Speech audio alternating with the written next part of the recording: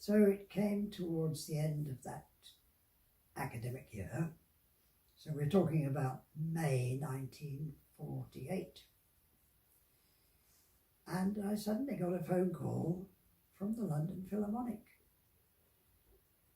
Can you do rehearsals Tuesday and Wednesday and the concert on Thursday? So I said, oh, yes, all right. I went along. I'd already missed some rehearsal time because what had happened was that the person they had originally booked as fourth horn for the Thursday concert being the big Albert Hall concert every week of the London Phil, this player had come up to Jack Jones, the orchestra manager, and said, I did tell you I can't do the rehearsal on Thursday morning, didn't I? And this was just something you cannot do. So Jack Jones says, thanks very much, you forget it. And so they booked me. And luckily nobody told me that Victor de Salvatore was not only one of the greatest conductors, but one of the greatest tyrants.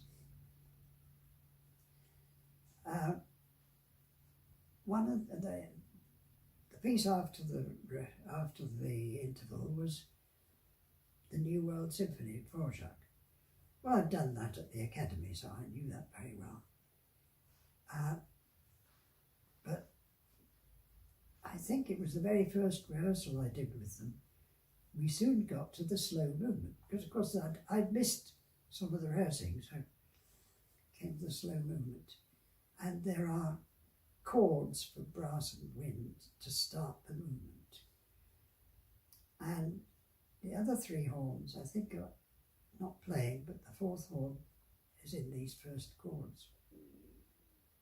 And de Salvatore would come down like this, and when he got to there, I would play by myself. And then the chord, the second one, same again.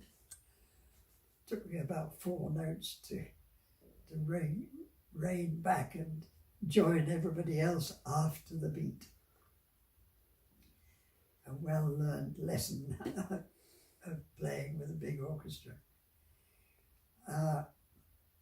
Also on the programme, we started with Leonora III Overture by Beethoven. I'd done that at the Academy. Bolero by Ravel. It doesn't very much matter what you play as a fourth horn. It's nothing that's important at all. Then there was a piece I'd never heard of in 3 years of studying at the Academy. La Mer by Debussy. A major plank of any orchestra's repertoire. Well, I got by, and at the end of the concert they said, oh, can you do next Thursday? It's Verdi's Requiem. So I said, oh, yes, all right.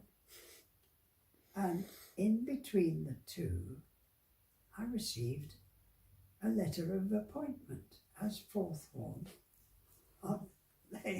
Nobody had said this was coming, it just came in the post.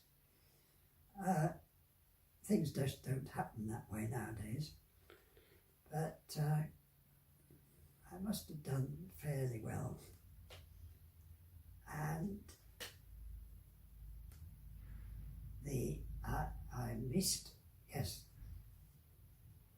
I missed an oral exam at the Academy. So the following week, Ernest Reed, who took these oral classes, was reading out the marks people had got. Oh, Mr. Strevens, you were absent. If you're ill, perhaps we can redo the exam. So I went up to him after the lesson. I said, sorry I wasn't here for the exam, but I was playing with the London Philharmonic Orchestra.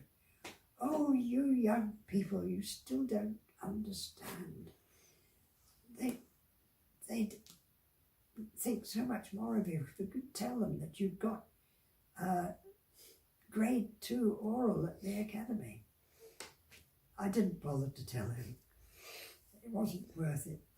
The Academy hadn't, the London Philharmonic hadn't got any interest in my Academy results whatsoever.